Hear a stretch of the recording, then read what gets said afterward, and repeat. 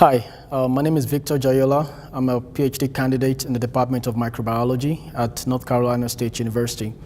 And today I'll be presenting on a component of a multi-centered project that is looking at interaction of different foodborne pathogens in low moisture foods. And this project is sponsored by ILSI North America. Specifically for my presentation, I will be talking on novel genes that we identified to mediate or to be involved in long-term survival in low moisture conditions. And also we assess the virulence and the survival of Salmonella in different low moisture foods. Low moisture foods are repeatedly implicated in Salmonellosis outbreaks. However, the mechanism mediating their long-term survival remains to be fully characterized. For our study looking at survival, we used a cocktail of 5 different strains of Salmonella. These strains include Salmonella mbandaka of serotype mbandaka enteritidis PT30, Salmonella agona, Salmonella Montevideo, and Salmonella Tennessee.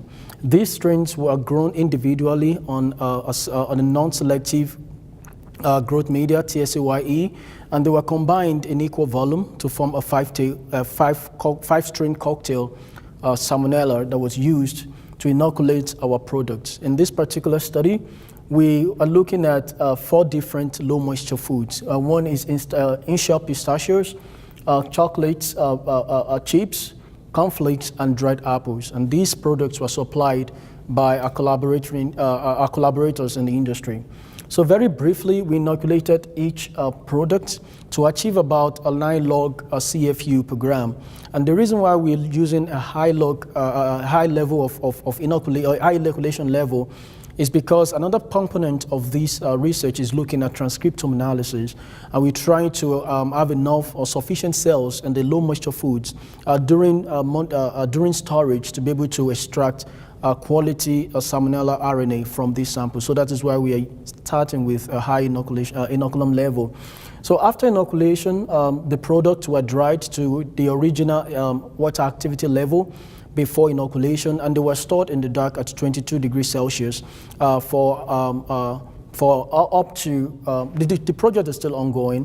And then periodically during storage, the population of Salmonella in each food product were enumerated on a non-selective TSAYE and a selective XLD.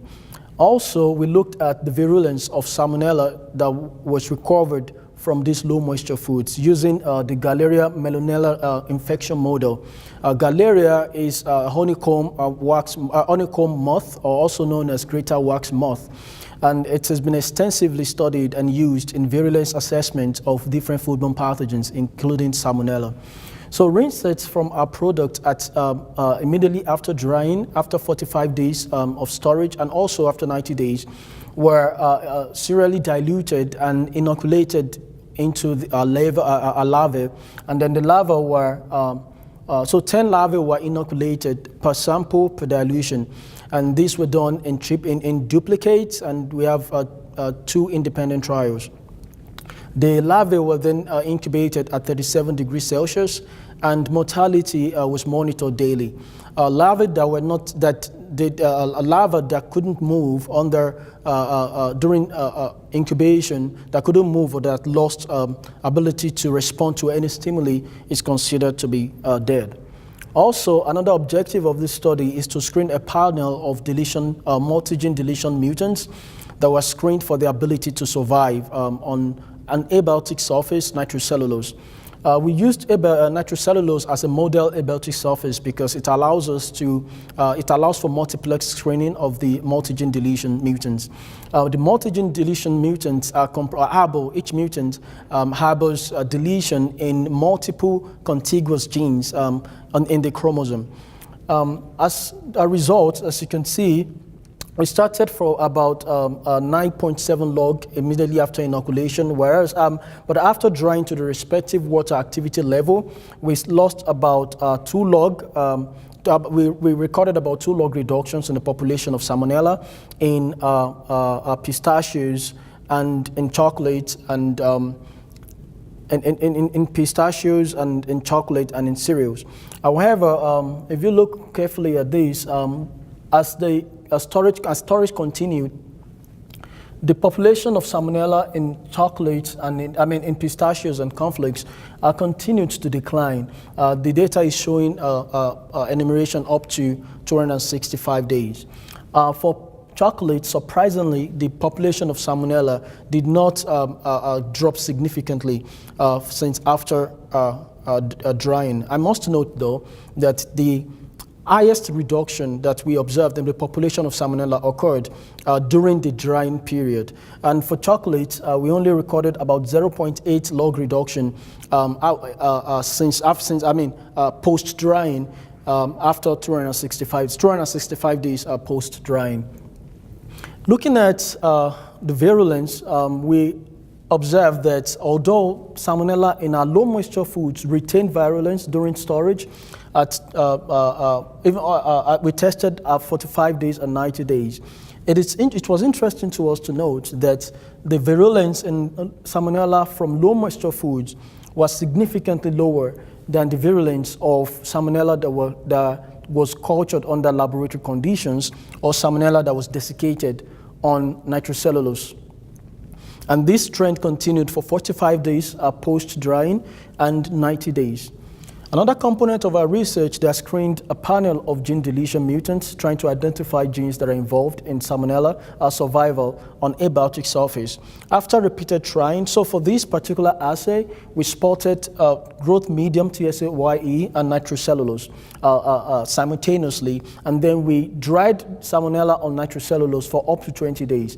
After 20 days, 10 days and 20 days post-drying, we overlaid the nitrocellulose on growth media, TSA-YE, and the plates were incubated at 37 degrees Celsius for up to 24 hours.